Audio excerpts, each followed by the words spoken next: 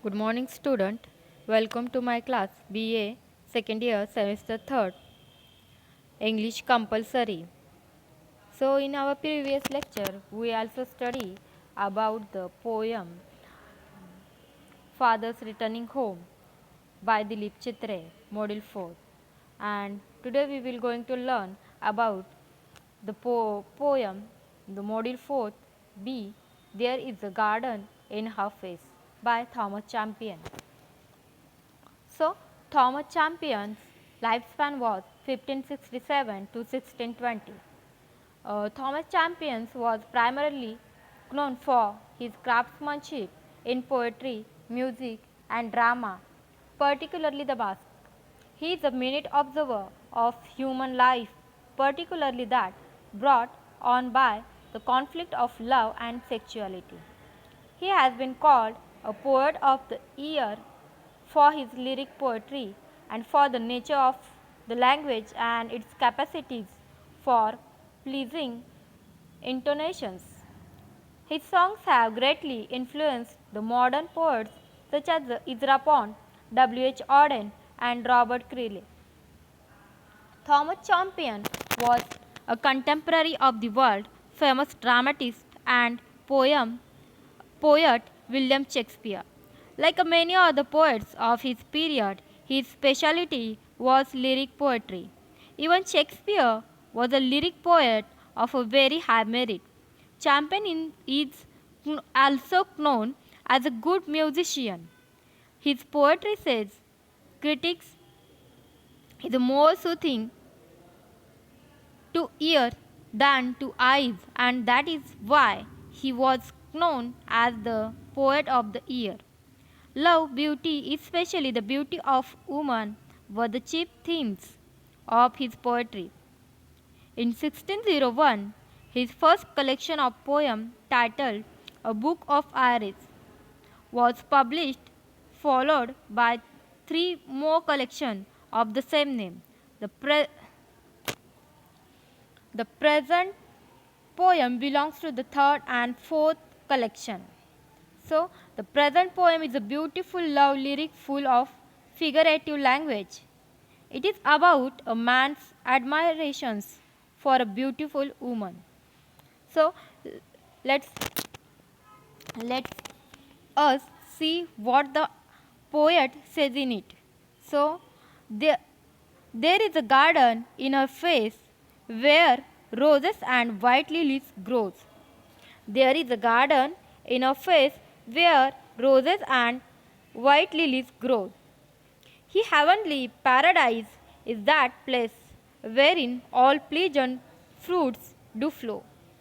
A heavenly paradise is that place wherein all pleasant fruit do flow. There cherries grow, which none may buy, till cherry ripe themselves do cry. So, that is the first stanza of this poem. There is a garden in the face of that charming woman where lilies and roses bloom. The place is a heavenly paradise. All sort of pleasant fruit grow there, but the most sought after fruits are cherries, which none can touch till the call cherry ripe is not given. So, cherry ripe means here cherry ripe means it refers mental and physical preparedness for a relationship. That is the poet describes the face of woman, and he then let's see the next stanza. Those cherries fairy do enclose of orient pearl a double row. Those cherries fairy do enclose of orient pearl a double row. Here orient means the countries of the east. East countries, it is give the name the Orient. Only Orient, the countries of the east. Which when her lovely laughter shows, they look like rosebuds filled with snow. Which when her lovely laughter shows, they look like rosebud filled with snow. At them nor peer nor prince can buy. At them nor peer nor prince can buy, till cherry ripe themselves do cry. Till cherry ripe themselves do cry. So here is the cherries enclose 2 rows of eastern pearl that shine the moment chill up. This pearl look like rose buds covered with snow, but neither any nobleman nor the prince can touch them till the call cherry ripe is not heard. So here again is what is the cherry ripe? That is we know it refers mental and physical preparedness for a relationship. And in this stanza, the poet also explain the woman's, the pretty or the charming woman's laughter is shows like a the full like a rosebud filled with snow. Then let's see the third one stanza. Her eyes like angels watch them still, her brows like bended bows do stand, threatening with piercing frown to kill.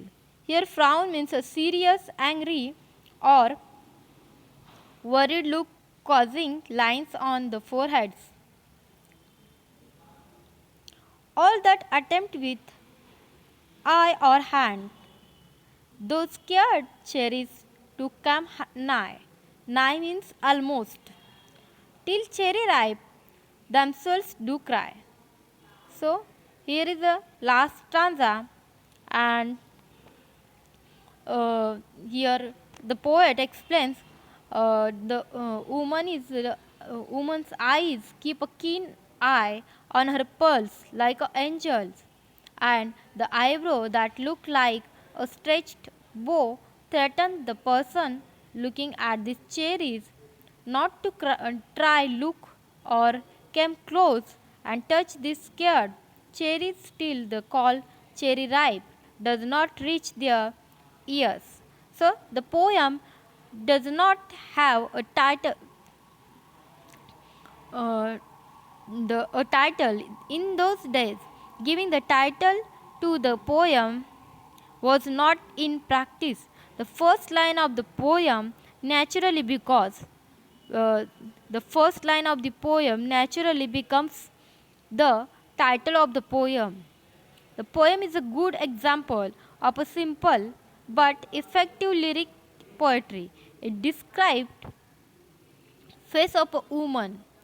The opening line of the poem makes the theme clear. The poet compares the face of the woman to a garden.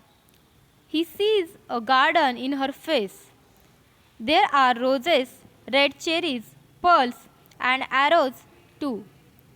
The charming woman is not an easy prey for any person.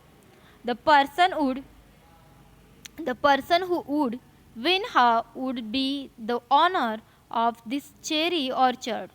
The poet suggests one of those who hope to win her favors is the poet himself, but he knows that it is not an easy and simple task.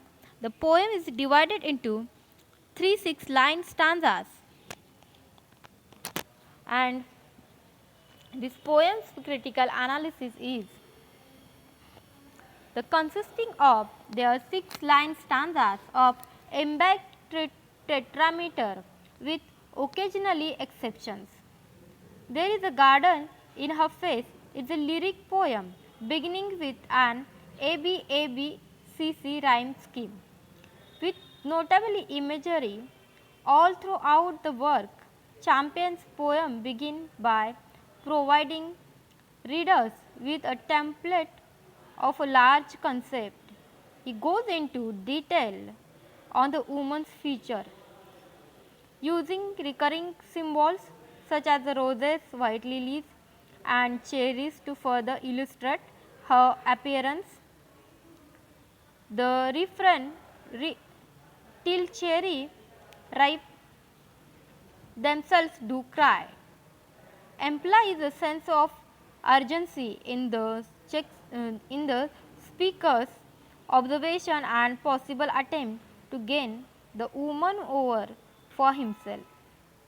While the speaker does not clearly express an intention to quote the woman over for himself, while the speaker does not clearly express an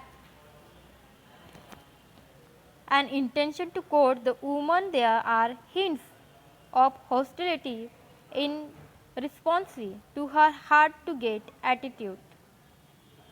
While readers will often find that Champion's usual subject matter involves the concept of a heavenly beauty, as seen in his poem Rochette Laura and Your Fire Looks Inflame My Desire. His use of flowery language to describe women contrasts with the challenges in romantic pursuit that is also mentioned in There is a Garden in Her Face. So, that is the poem we learned in this lecture. Thank you, students.